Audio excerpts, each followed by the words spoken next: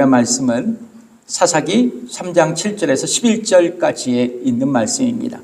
사사기 3장 7절에서 11절까지 다 함께 읽겠습니다.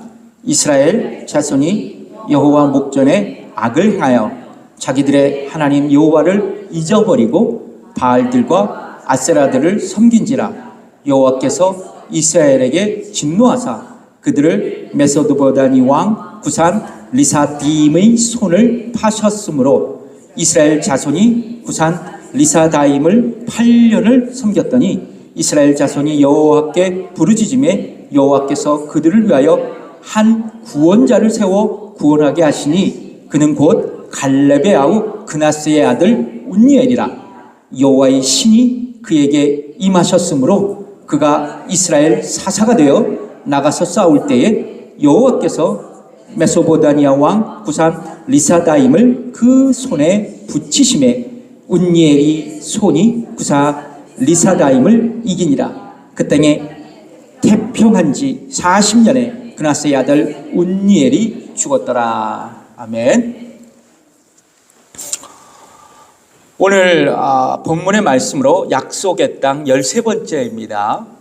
성령의 사람 사사 온니엘이라는 제목으로 여러분과 함께 말씀의 은혜를 나누겠습니다. 여러분, 창세기에 보면요, 하나님은 아브라함, 이삭, 야곱에게 가나안 땅을 그들의 자손들에게 주실 것을 여러 차례 약속하셨어요. 그리고 하나님은 창세기 후반부터 약속하신 가나안 땅을 주시기 위해서 역사적 섭리를 감행하십니다. 먼저 야곱의 때에 기근을 피해 하나님은 애굽으로 그들을 내려가게 하셨어요. 자, 그리고 애굽에서 지내는 동안 12지파를 이루어서 폭발적으로 이스라엘 백성을 성장해 나가도록 역사하셨습니다. 성경학자들은 출애굽기 당시 이스라엘 백성의 규모가 전투할 수 있는 남자들이 약 60만 명에 여기에 노인, 여자, 아이들까지 합하면 약 300만 명 정도가 되었을 것이라고 추측하고 있어요. 이제 세월이 흘러서 요셉을 알지 못하는 애굽의 정권이 들어서자 이스라엘 백성은 자유민에서 노예로 신분이 전환되었어요. 그리고 그들은 애굽에서 약 430년 동안 심한 유혹에 시달리면서 이제 고통받는 세월을 보내게 됐습니다. 이윽고 하나님은 애굽에서 압제 속에서 신음하는 이스라엘 백성의 부르짖음을 들으시고 이스라엘 백성을 애굽에서 구원하시기로 작정하셨습니다. 10가지 재앙을 일으켜서 바로 왕을 깨뜨리신 후에 홍해를 가르고 이스라엘 백성을 광야로 데리고 나와서 이제 가나안 땅에 향하게 하셨어요. 반석에 물을 주셨습니다. 만나와 메추라기를 먹이셨습니다. 구름기둥과 불기둥으로 그들을 인도하셨어요. 자, 그런데 이스라엘 백성은 하나님께 그 광야에서 불순종했습니다. 그리고 하나님은 그들을 징계하셔서 그들이 40년 동안 이 광야를 방황하도록 하셨어요. 그게 민수기 14장 33절인데 제가 그냥 읽어드리겠습니다. 너희 자녀들은 너희의 패역한 죄를 지고 너희의 시체가 광야에서 소멸되기까지 40년을 광야에서 유리하는 자가 되리라. 몇 년이요? 40년. 그리고 이제 가데스 바니아에서 가나안 정탐을 두고 불신앙의 모습을 보인 이스라엘 백성을 결국 하나님은 광야에서 말씀대로 소멸시킵니다.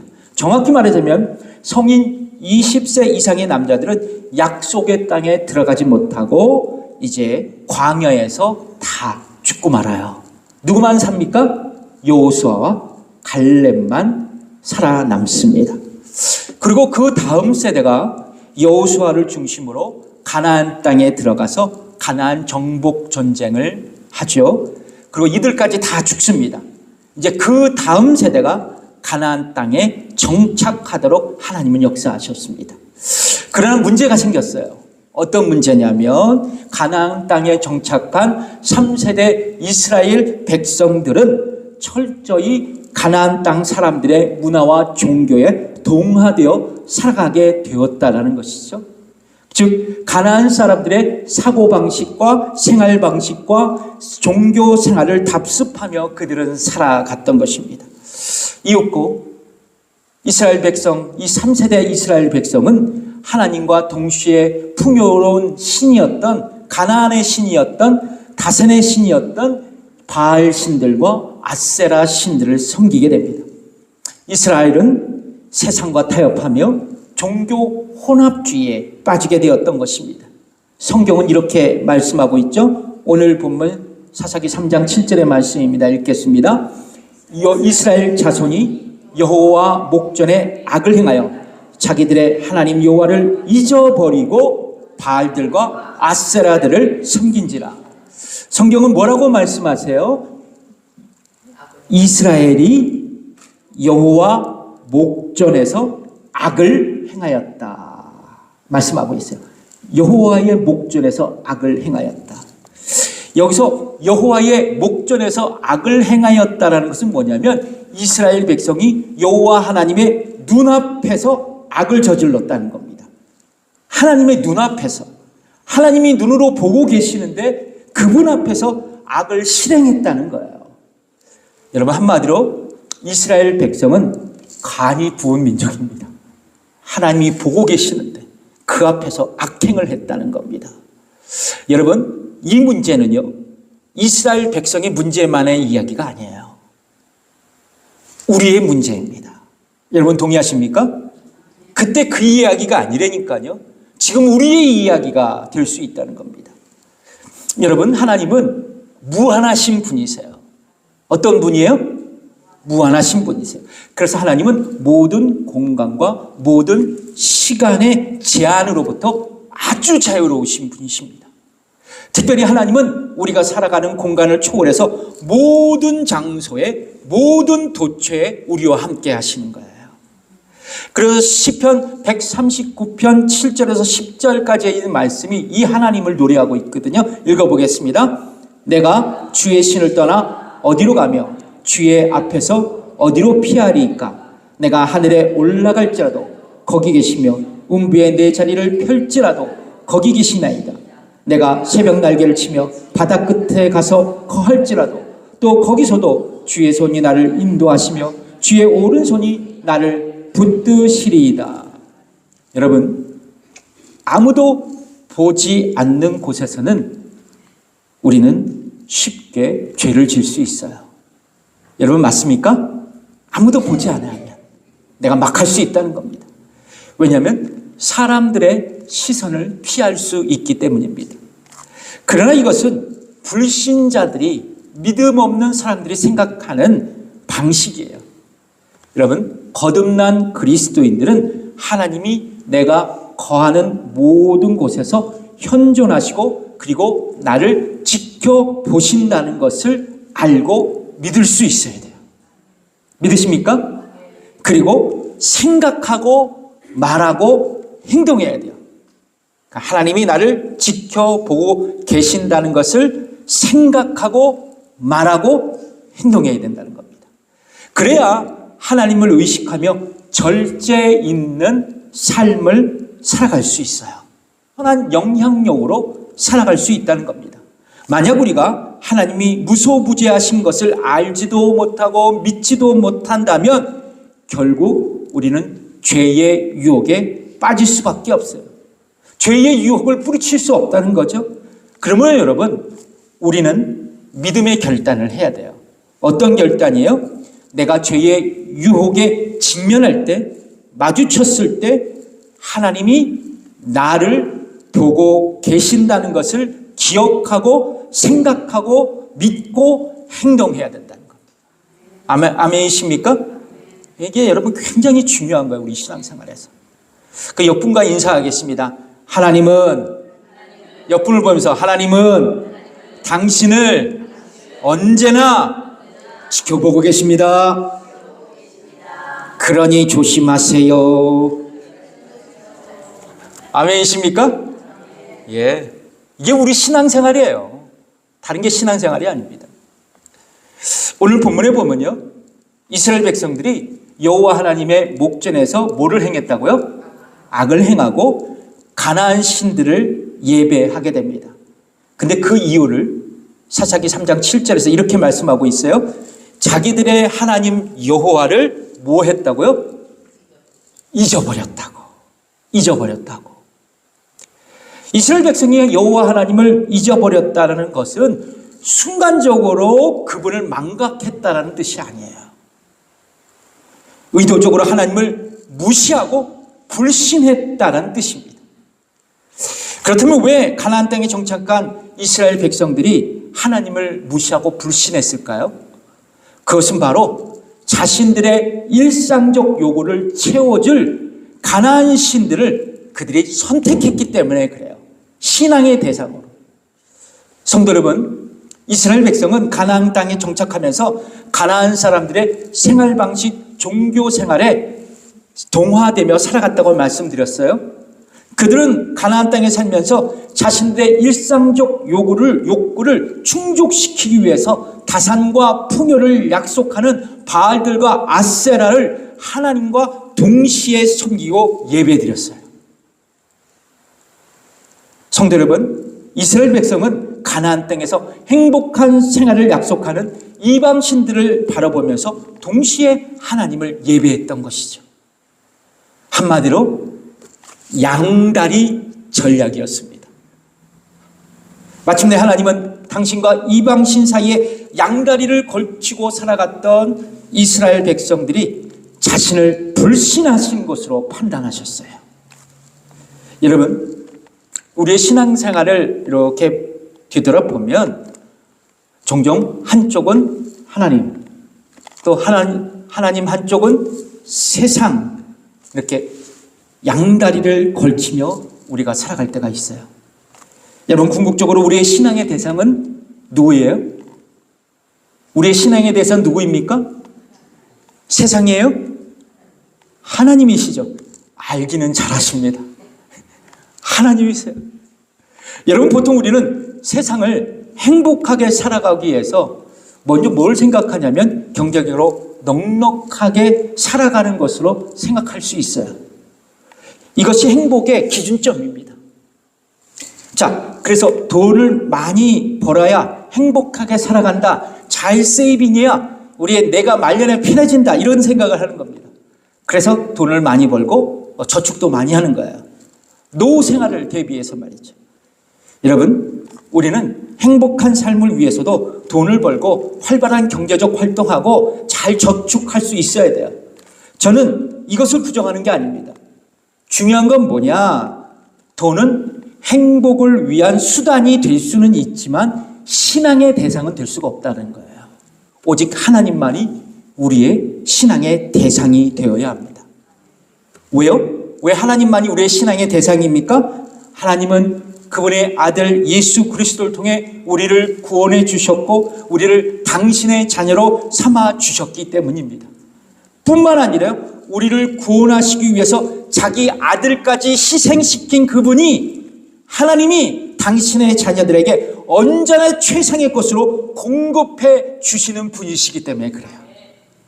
이게 성경 말씀에 있더라고요. 로마서 8장 32절의 말씀입니다. 읽겠습니다. 자기 아들을 아끼지 아니하시고 우리 모든 사람을 위하여 내어주신 이가 어찌 그 아들과 함께 모든 것을 우리에게 은사로 주지 아니하시겠느냐. 모든 것을 우리에게 선물로 주지 아니하시겠느냐. 이 말씀을 하고 있어요.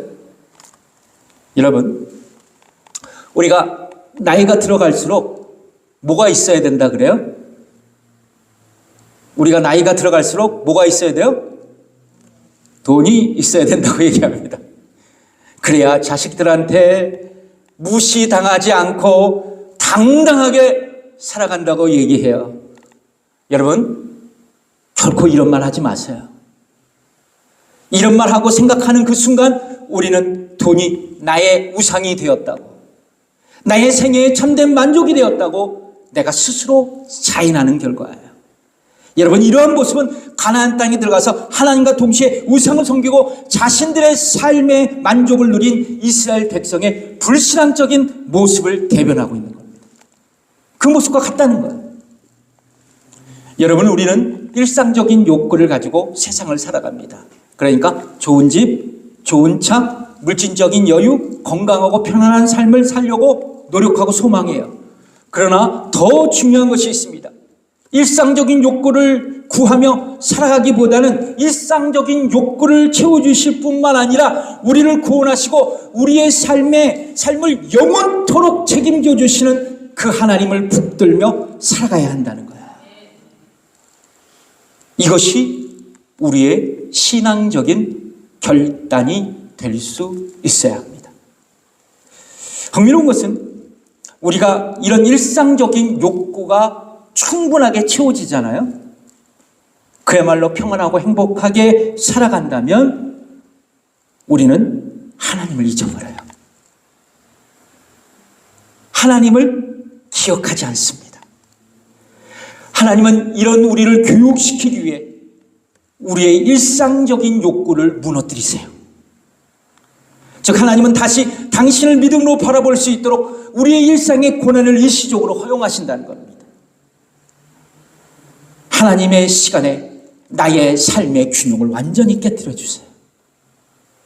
오늘 본문에 보면 하나님을 불신하고 가나안 신들을 예배하며 무탈하게 살아갔던 이스라엘 백성들에게 하나님은 이렇게 반응하십니다. 사사기 3장 8절에 있는 말씀인데 읽겠습니다. 여호와께서 이스라엘에게 진노하사 그들 메소보다미 왕 구산 리사다임의 손에 파셨으므로 이스라엘 자손이 구산 리사다임을 8년을 섬겼더니 이스라엘 백성은 하나님은 이스라엘 백성에게 진노하십니다. 어떻게 해요? 메소보다미아 왕 구산 리사다임의 손에 하나님이 그들을 파셨어요. 그리고 몇 년 동안? 8년 동안 그에게 압제를 받게 하셨습니다. 여러분, 8년간의 압제는 그야말로 혹독한 고통이었어요. 어떻게 알 수 있냐고요? 메소포타미아 왕의 이름이 뭐였어요? 길죠? 구산 리사다임입니다. 구산 리사다임. 그 이름의 의미가 뭔지 아세요? 너무 웃겼어요.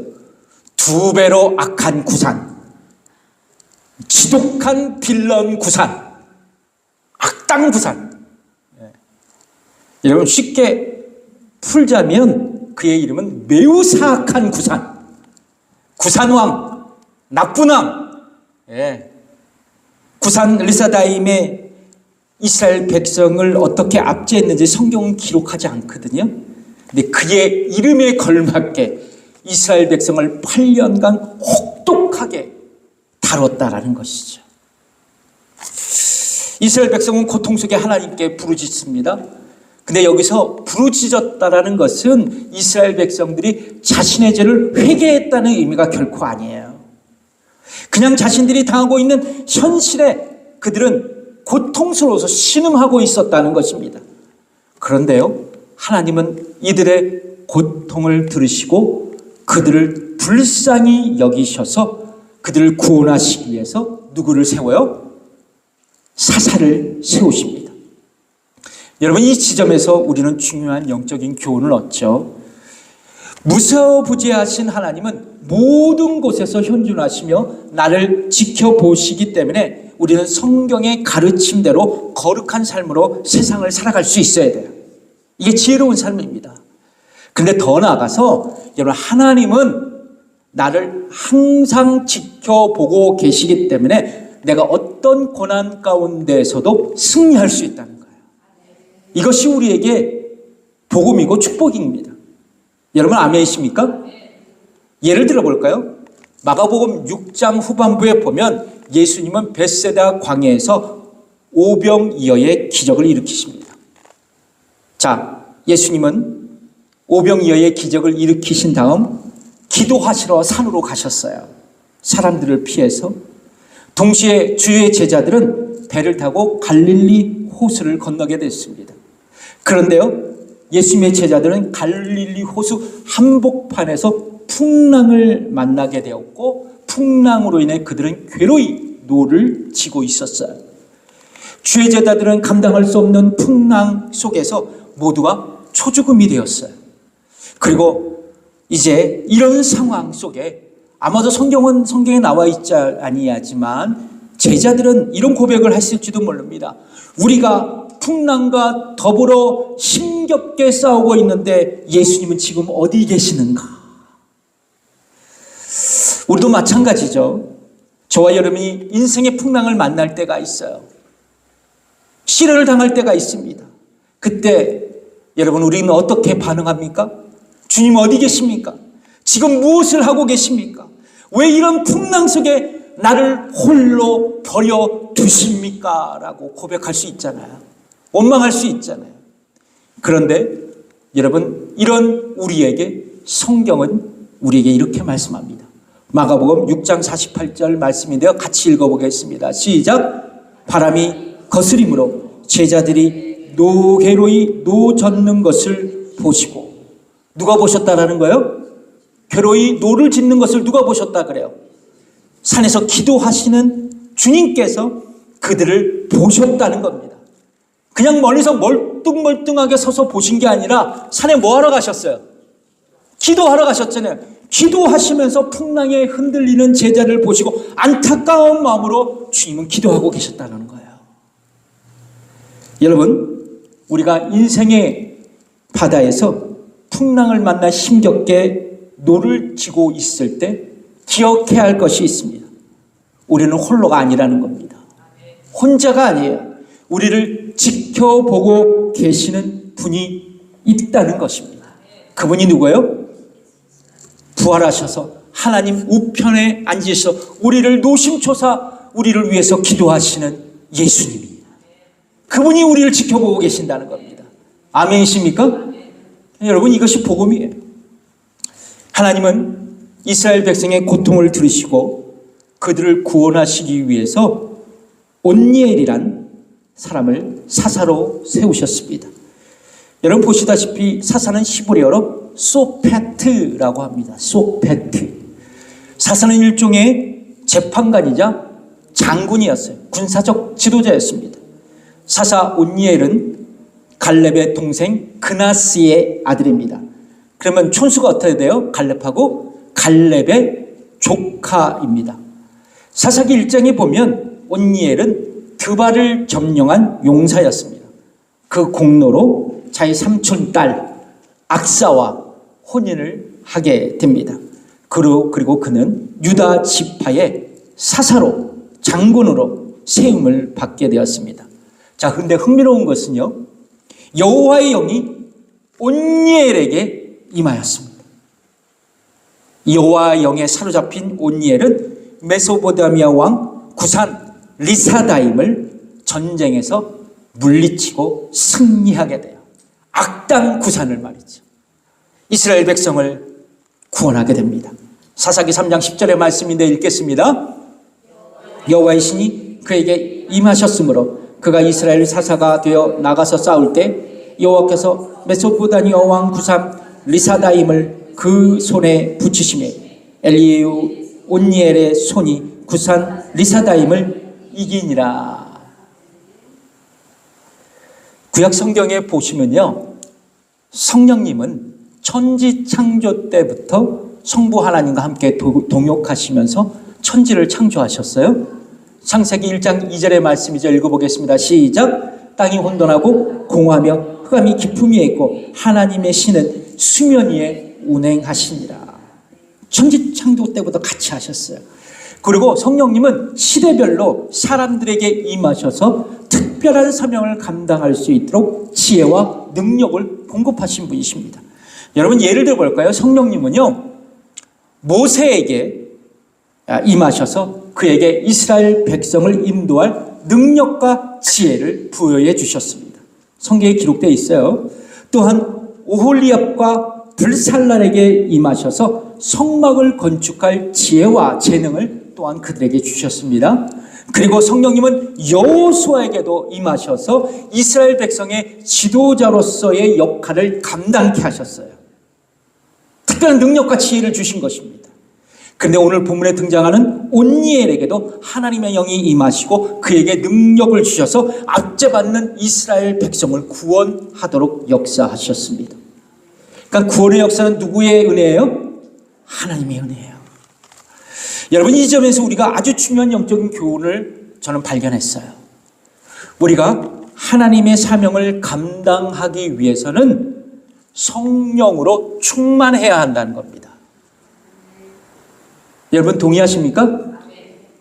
오늘 본문에 보면 사사 온니엘이 메소포타미아 왕 구상 리사다임을 승리할 수 있었던 것은, 그에게 승리할 수 있었던 것은 그의 용맹함, 그의 재능, 그의 풍부한 전쟁 경험, 그리고 그의 백그라운드가 아니었어요. 오늘 성경에 보면 뭐라고 말씀합니까? 하나님의 영이 그에게 임했기 때문에 그가 구산 리사다임과의 전쟁에서 승리할 수 있었다고 말씀합니다. 이 굉장히 중요한 말씀이에요. 그래서 다시 한번 읽어볼게요. 사사기 3장 10절의 말씀 읽겠습니다. 여호와의 신이 그에게 임하셨으므로 그가 이스라엘 사사가 되어 나가서 싸울 때 여호와께서 메소포타미아 왕 구산 리사다임을 그 손에 붙이심에 온니엘의 손이 구산 리사다임을 이기니라.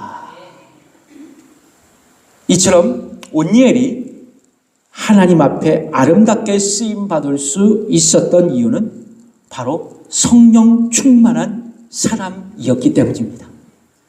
그렇다면 왜 우리는 하나님 앞에 쓰임받기 위해 성령 충만해야 할까요? 그 이유는 무엇일까요? 잘 보세요. 사사기에 등장하는 사람들은 온니엘과 드보라를 제외하고 모두가 흠 많고 결함투성인 사람들이었어요. 제대로 된 사람이 없었습니다.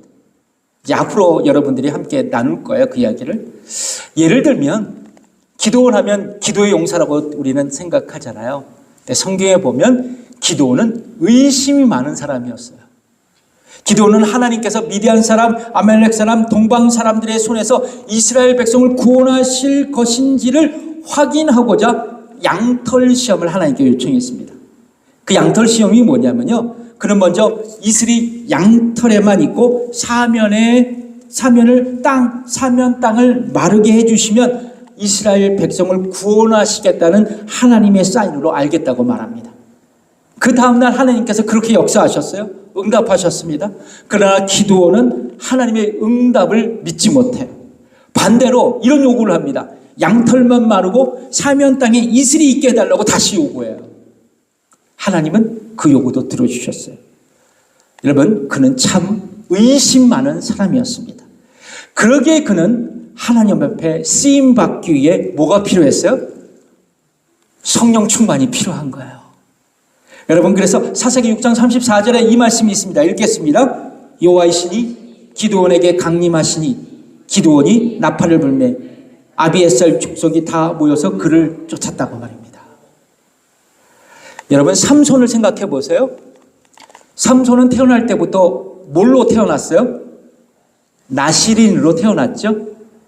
여러분, 나시린은 발효된 음료, 포도주, 독주도 마시지 말아야 됐고, 죽은 동물의 시체나 인간의 시체, 사체들을 만지지 말아야 됐어요. 부정타니까. 그리고 자신의 머리카락도 자르지 말아야 했습니다.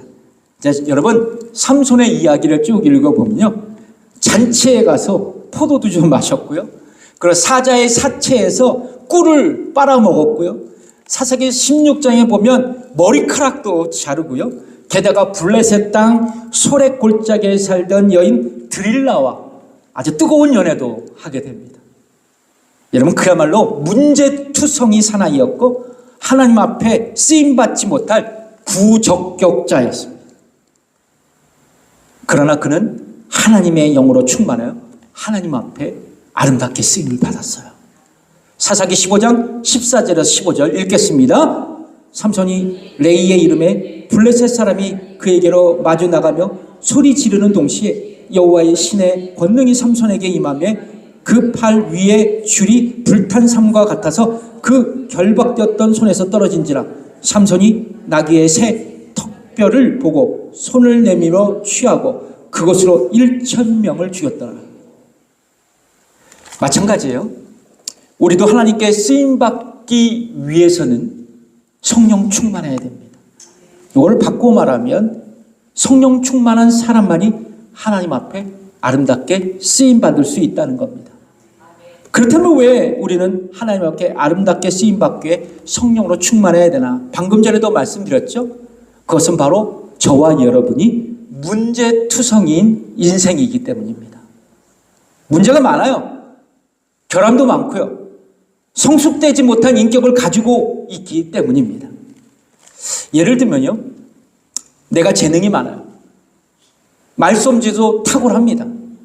근데 인격이 성숙지 못해서 가족들에게, 교우들에게, 이웃에게 상처 주고 공동체에 부담을 주고 교회를 분열시키는 사람이라면 결코 하나님께 아름답게 쓰임받지 못합니다. 받을 수가 없어요. 그렇다면 여러분, 성령 충만의 상태가 어떤 상태인지 아십니까? 인격적인 변화예요. 인격적인 변화입니다. 내가 예수 믿고 변화되어 거룩한 삶을 살아가는 상태가 성령 충만이에요. 여러분, 성령 충만은 단순히 감정적인 황홀경이나 일시적인 은혜 체험이 아니에요. 성령 충만은 성령을 따라 행하며 성령의 열매를 맺는 것이 성령 충만입니다.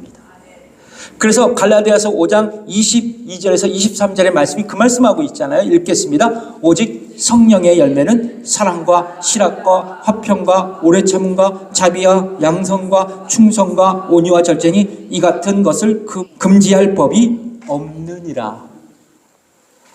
여러분, 성령 충만한 사람은요, 자신의 내면 안에서 사랑과 실학과 화평의 열매를 맺습니다. 여러분 동의하십니까? 여러분, 성령 충만한 사람은 여러분 이웃과의 관계 속에서도 오래 참고 자비롭고 양선, 즉 선한 행동을 실천하는 열매를 맺습니다. 동의하십니까? 성령 충만한 사람은 자신의 신앙생활에서 하나님께 믿음으로 충성하고 온유하며 그 말씀대로 절제하는 삶을, 그 열매를 맺습니다. 그렇습니다. 우리는 흠 많고 부족한 사람이에요. 그런데 연약하고 결함투성이인 우리가 성령으로 충만해서 성령의 열매를 맺고 살아가고 교회에서나 가정에서나 세상의 한복판에서 선한 영향력으로 살아가고 있다면 그것이 바로 나는 지금 하나님 앞에서 아름답게 쓰임받는 존재로 살아가고 있다는 증거가 될 수 있습니다. 여러분, 그런 삶을 살고 계십니까? 그런 삶을 희망하고 계십니까? 아멘이십니까? 성령 충만에 살아가야 돼요. 저는 우리 교인들이 비록 이렇게 작지만 우리 교인 모두가 성령 충만하면 이 세상을 살아갔으면 좋겠습니다. 여러분, 그래서 하나님은 성령 충만한 자들을 아름답게 사용하세요. 그리고 세상을 변화시켜 나가십니다. 중요한 건 이거예요. 그러면 어떻게 우리가 성령 충만할까요? 여러분, 제가 기본을 말씀드릴게요. 뭔가 기준점이 있어야 되잖아. 그게 중요해요, 저희들. 예수님을 믿고 구원받은 참된 신자들 안에는 누가 계십니까? 성령님이 내주하고 계세요. 이건 절대적인 진리입니다. 그런데 나의 내면에 계신 성령님은 가만히 앉아 계시는 분이 아니에요. 나를 하나님의 말씀에 순종하도록 나를 나의 내면에서 도와주십니다. 그분이 역사하세요. 그래서 여러분, 에스겔서 36장 27절에 보면 이 말씀이 있습니다. 읽어보겠습니다. 또 내 신을 너희 속에 두어 너희로 내 율례를 행하게 하리니 너희가 내 규례를 지켜 행할지라. 이 구절에서 행하게 하다라는 단어가 히브리어로 아싸입니다. 아싸 좋다, 이런 발음이야. 아싸. 예. 자, 그런데 이 의미는 만들다, 어떤 일을 할 마음을 일으키다라는 뜻입니다. 그러니까 성령님은 나의 내면에 내주하시면서 말씀을 따라 살아가도록, 그 말씀을 결단하며 내가 생활하도록 나를 그렇게 주장하신다는 거예요. 나를 그렇게 도우시는 분이 바로 성령님이라시는 겁니다. 중요한 것은 이거예요. 여러분, 일관성 있게 성경을 읽고 묵상하면서 기도하면 내 안에 성령님께서 말씀을 따라 살아가도록 나를 도우시고 나의 마음을 움직여 주신다는 것입니다. 이것이 바로 성령 충만의 비결이에요. 다른 게 없습니다. 여러분, 우리도 온니엘처럼 나의 황혼의 인생을 하나님 아버지께 아름답게 쓰임받기를 원하십니까? 아멘이십니까? 그렇다면 뭐가 중요해요? 성령 충만. 성령 충만. 저는 지난 금요일 산호세에 있는 뉴비전 교회에 있었던 캘리포니아 서던 베프티스트 컨벤션 그 총회를 참석했습니다. 근데 거기서 공교롭게도 제가 늘 예전에 사역할 때 존경하던 목사님을 만났어요. 라이프 네이버 목사님이십니다. 너무 반가웠어요. 그분은 셀 교회 사역을 전 세계적으로 확산시킨 목사님이세요. 셀 교회 아버지라고도 불리우시는 분이십니다. 라이프 네이버 목사님은 현재 우리 교회가 소속한 캘리포니아 서던 베프티스트 컨벤션에서 어떤 하나님 파트를 맡아서 이제 사역하고 계십니다. 근데 공교롭게도 목사님의 연세가 93살이세요. 93살이에요. 젊죠? 예, 그렇습니다. 랄프 네이브 목사님은 은퇴할 나이가 이미 지났고 지금 황혼의 인생을 살아가지만 그는 성령 충만함으로 지금도 여전히 하나님께 아름답게 쓰임받고 계세요. 굉장히 반가웠습니다. 사랑하는 성도 여러분, 나이는 우리에게 문제이지만 하나님에게는 문제되지 않습니다. 여러분, 온니엘도요, 시니어의 나이에 성령 충만한 자가 되어 사사가 되어서 하나님 앞에 쓰임을 받았습니다. 젊은 날 그렇게 쓰임을 받은 게 아니에요. 온니엘도 60 넘어 하나님께 쓰임을 받았어요. 여러분, 우리는 노을이 지는 시간을 살아가고 있습니다. 여러분, 노을이 서글픈 것만은 아니에요. 노을이 참 아름답습니다. 황혼의 노을 얼마나 아름답습니까? 그 시간대를 우리가 살아가요. 그런데 어떤 분들은 그래요. 인생의 황혼에 뭐 할 것이 있냐고 말이죠. 그러나 아닙니다. 우리가 성령 충만하면 아직도 늦지 않았어요.